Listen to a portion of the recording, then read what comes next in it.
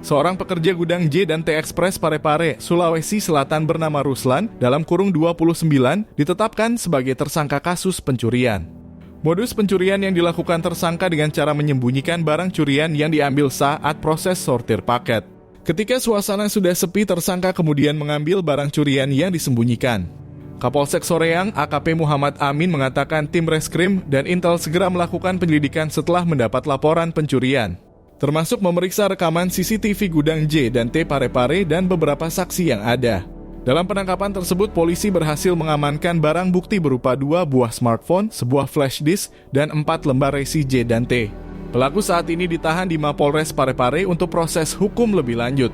Ia dijerat dengan pasal 362 KUHP tentang tindak pidana pencurian dengan ancaman pidana penjara maksimal 5 tahun.